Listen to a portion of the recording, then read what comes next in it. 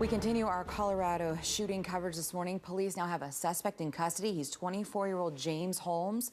We're told he had no criminal record, just one traffic ticket. And this morning, we're all trying to make sense of this. Valley psychiatrist Dr. Michael Yasinski joins us now to help us gain a better understanding of how something might lead up to what happened overnight. All right, doesn't make much sense, does it? No. So what I want to start with is just to kind of reassure people that I think there's enough evidence here, and I've heard comments from the law enforcement that this is not consistent with any act of terrorism.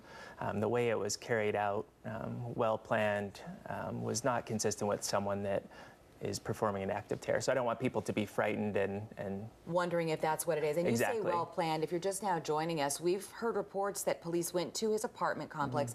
It had to be evacuated overnight. When they went to the complex, they learned that his apartment had been booby-trapped. Right. In fact, one of the statements was made that they found buckets of ammunition. And you say that this actually could be a sign of early stages of psychosis? Right. So most consistently, looking at his picture, we've kind of heard a little bit about the last year of his life. No real history prior to that, and he actually became much more isolative over the last year or so. He dropped out of medical school.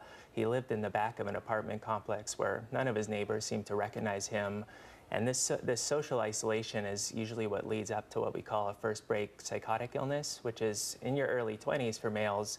They can become delusional, paranoid, and have things like auditory hallucinations commanding them to do something pretty crazy that doesn't make sense to us, but in their mind, they're out of touch with reality, and to them it makes sense. So this is one of those situations that none of us understand, but in his mind, he probably had a goal, he had a sense of accomplishment, and that's why he presented out in a calm fashion to police, wasn't fighting, wasn't saying anything, almost like he had achieved his goal. And then on top of that, the booby traps in the house really speak to the level of paranoia that you just don't see in someone who's just a violent person otherwise, or a terrorism act. You don't usually see the level of paranoia that he was displaying. So I think it's most consistent with a psychotic illness, like schizophrenia. He had dropped out of medical school. I mean, was planning to be a neurosurgeon, is what I've read this morning. And that's what's really sad. That's a very common presentation we see all the time. Really? Is a very high-functioning person with no history of mental illness, sometimes a family history. Something causes them to snap. And college age for males, especially that early 20s, they just begin to, they're off the radar, their family doesn't see them anymore, they're isolating, they drop out of school and work, and usually they end up in the hospital for being super delusional or paranoid. In this case, much more rare is for someone to do anything of this nature violent-wise, but it is not unheard of. Let's say hypothetically, and this will be my last question, Sure. but if we have someone watching this morning and you're talking about some of these things,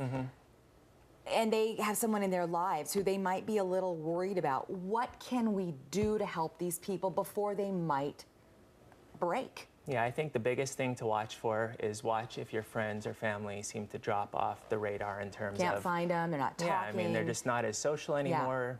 Yeah. If not a symptom for this, it's usually a symptom of a psychiatric problem, and you really want to get them some help. That isolation occurs in almost all of these cases. So not that this is clearly preventable, but with close watch of friends and family, it definitely can be picked up that there might be something going on. All right, Dr. Yasinski, thank you for joining us on such short notice. Sure. Very interesting. Was reading one account this morning where his mother had learned of this information from a reporter, April, and apparently she looked right at that reporter and said, yes, you have the right person. I need to get out to Colorado. So according to this account, it sounds as though there were some of these warning signs, unfortunately. Wow.